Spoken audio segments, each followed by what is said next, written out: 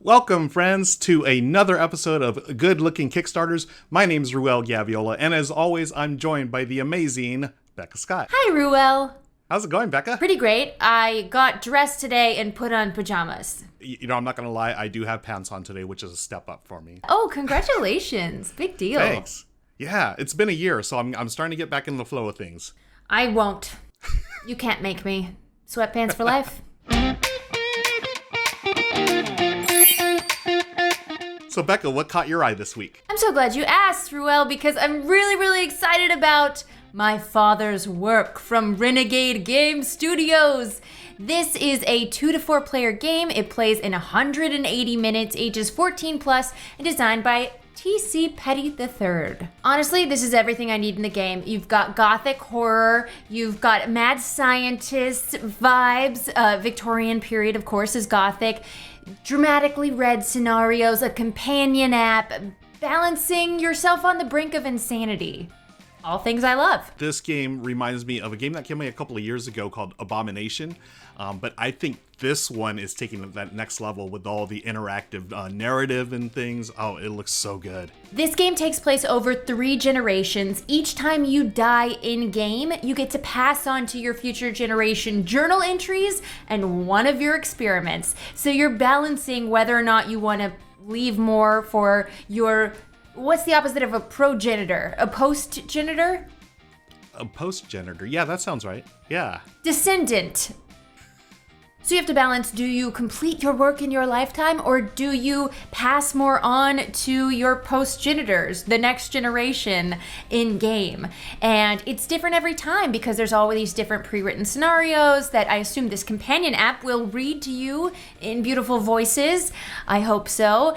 It also promises to remember every decision, and I love that sort of detail where something you did in-game has vast ramifications. It really helps me with the role-playing, and in my opinion, every game is a role-playing game if you believe hard enough. I love that tension between what you want to do now as opposed to like what you want to set yourself up for later, right? That's a really neat thing in games. Especially, it's got that, it's got that legacy feel to it, but I mean, it's not technically a legacy game, but it's got a lot of those features. Now, it says on the Kickstarter that this is a Renegade exclusive and will not have regular distribution. I don't know exactly what that means, except that you need to jump on it right now because the Kickstarter ends May 13th. So time's a ticking. Get over there if you're as excited about this game as I am. Ruel, what was your first game for today?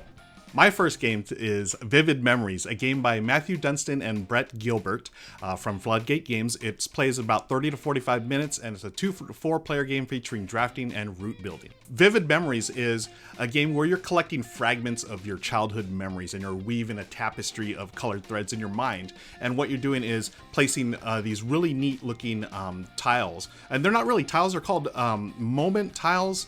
They got these all kinds of different colors, and you're connecting them, and each round you're going to score them, and depending on how they match up and everything, you may get abilities and ongoing things that you can do, and then you're going to score at the end of the game. The most points wins.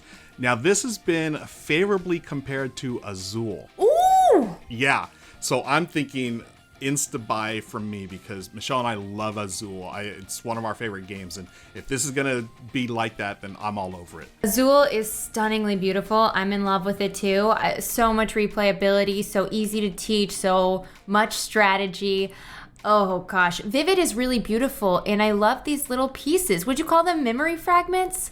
Yeah, memory fragments or tiles, and you're using those to complete. So it's like, being in your brain, right, and connecting all these different threads and stuff. So it's a really interesting theme, because it's at the heart, it's an abstract game, right? But I like this whole, weaving childhood memories. It's a very, very nice theme to it.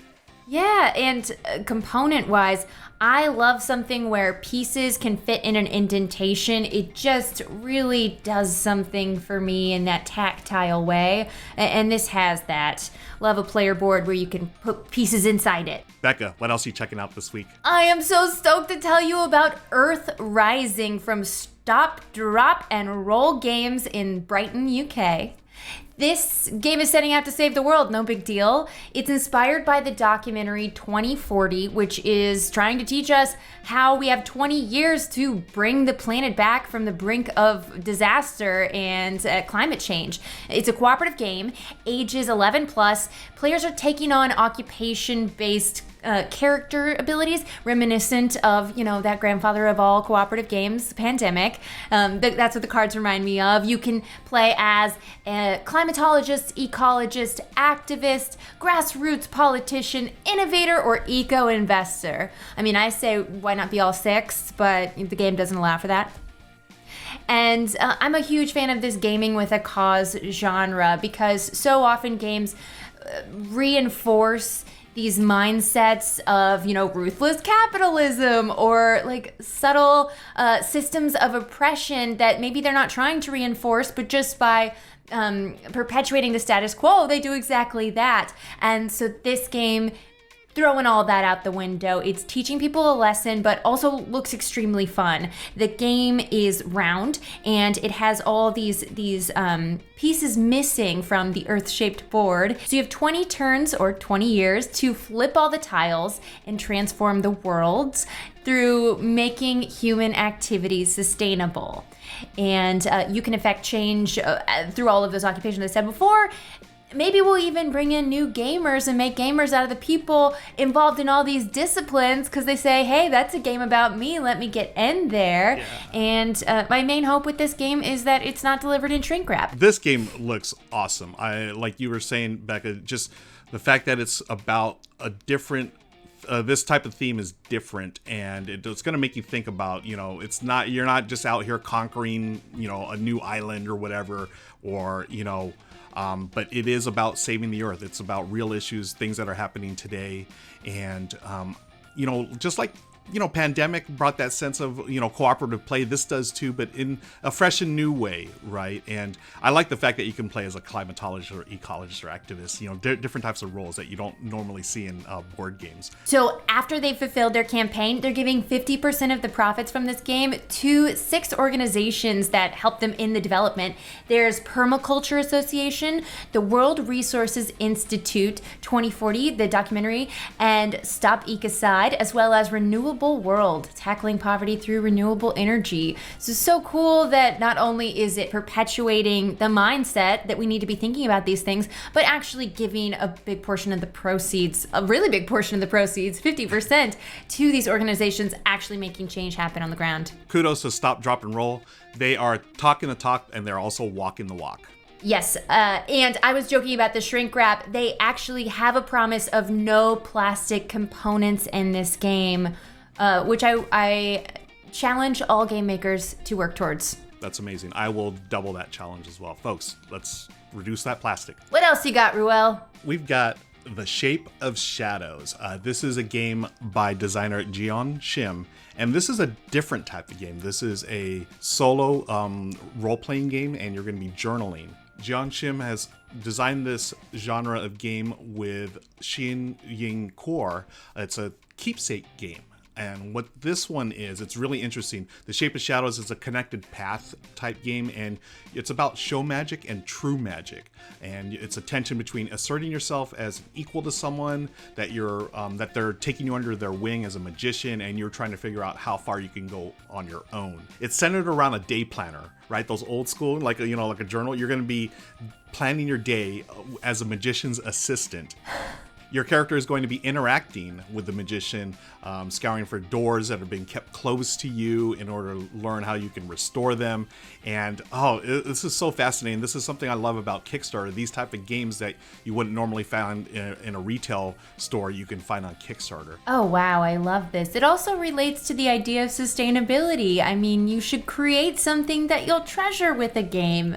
I really love that idea of giving you a gift that can also be decorative and a beautiful thing. All right, Becca, what else you got for us? I want to tell you about Hidden Leaders. This is a 2 to 6 player card game that plays in about 30 minutes from BFF Games. It's for ages 10 and up. So this is a deduction game. It's set in the kingdom of Oshra, and there are the hill folk as well as the empire, and everybody is moving these pieces on a power board, vying for power for these two factions. But there's also the water people and the evil undead, so everyone's playing hero cards. The heroes influence which faction currently has power. If it goes too far in either direction, then one of the other factions wins. Everybody can secretly claim who their leader is fighting for, and at the end of the game, whichever faction is in control on the power board wins. The player that was fighting for them wins, and if everybody was fighting for the same faction, whoever played the most heroes with that faction's color wins the game. So it's quick, it's sweet, it's cutthroat, and it's strategic. Just the kind of game that's great to sort of slip in between your heavier stuff on a game night or introduce to a newer player. Always things I'm looking for. I feel like this is a game that's going to go over really well, especially as we're getting closer and closer, Becca, to actual game nights happening again. I've got my vaccinations happening, and yeah, we are going to be playing games like this where it's, light and fun, and, I feel like this is going to be a big hit. Yeah. Time for some tea. Oh, I do have tea. Ruel, what's your next game? So, Chai, Tea for Two. This is a game from Dan and Connie Kazmaier. It's a 2-player game set in the world of their first game, Chai. Plays 30 to 45 minutes, and it's from Steep Games. This standalone game in the Chai series, this one is a dice worker placement game. And if y'all watched previous GLKs or Good Looking Kickstarters before, you know that I love my dice worker placement games. So the original game was more card-based. This is dice-based, and it's got worker placement, also a little pickup and delivery, which I'm always a big fan of. And you are producing teas, different types of teas, different colors, and your tea merchants trying to get these teas across the seas to your customers, and who are going to eventually develop these tea leaves into tasty drinks and concoctions for their customers. You're going to fulfill contracts, and it's about a 30 to 45 minute game, so it's going to be a little shorter than the original game, but interestingly enough, it's a little more deeper and a little more strategic from the original game. So this one, I'm so excited to play, and by the time this releases, we're going to be, Michelle and I are going to be playing it live on my Twitch channel, so please join us for that. We are pumped about this game. This is Chai Tea for Two. Excellent. I can't wait to please get these teas and leaves across the seas. Oh, wow. That was well said, Becca. I went to college specifically for tongue twisters. I should mention the deluxe version of this game, just like the deluxe version of the original game, is absolutely beautiful. So you have your little tea tokens, but they're placed in little tea tins. And these tins, according to the designers, are the actual tins that they use at another larger coffee/tea company that may rhyme with Marmux. So... And they also come with, this is amazing, they come with dice trays. So these collapsible dice trays come with the game. It's, Wait, these are beautiful dice trays. These are in the game? Yeah, these come with the deluxe version of the game. So yeah, I have the copy. I'm using these dice trays anywhere. I mean, it's pretty clear that any game that is a duel is for Ruel. That made you really laugh. I didn't think it was that funny. We've talked about 3. Let's give everyone one more, Becca. How's that sound? My honorable mention is Sirens, Battle of the Bards. This is a beautiful D&D 5th edition campaign setting created by Satine Phoenix and Apotheosis Studios. It's set in the world of Salvata. This is a city built out of tiers that are disc-shaped. It introduces like 10 new subclasses for Bard. It's so beautifully done. Really great writers like Deborah Ann Wall's in there, Keith Baker, and lots of awesome contributors. And if you are a fan of the live streaming tabletop RPG community, you'll notice a lot of the art has very familiar faces represented.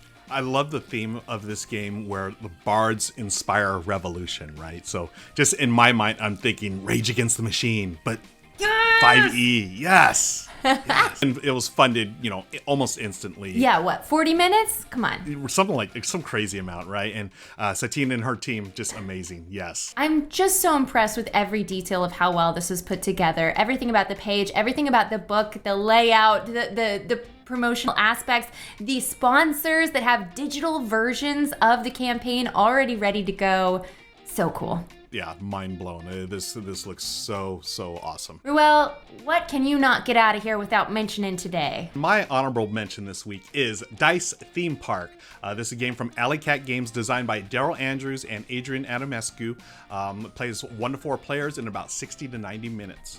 So in Dice Theme Park, as you can tell by the name, we've got dice and you're creating a theme park. And I'm excited about this one because the designers, Daryl Andrews and Adrian Adamescu, they did Sagrada, which is one of my favorite games. It's a dice game, very puzzly, and this has elements of it, but it's a totally different game.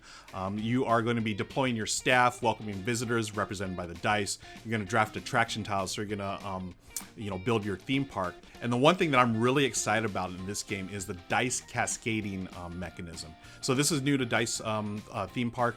You're going to activate your attractions by pipping down your dice when they're activated. And then you move them to an adjacent tile. And then as you activate that tile, you move the dice again. And it creates this cascading effect, right? So, it's all about the combos. And I think we've talked about this before, Becca. We love combos and doing all that stuff. This looks like it's going to be fantastic. Combo-tastic, that's the word. Yeah, I love Daryl Andrews. He's a wonderful human, and I'm a big fan of his games. This dice pip counting system sounds so cool. It kind of reminds me of a mechanic in a game I really love, Eco's First Continent, where you're rotating your cards and you only get a certain number of uses. I like that strategic use of how many times you can do the thing and planning ahead.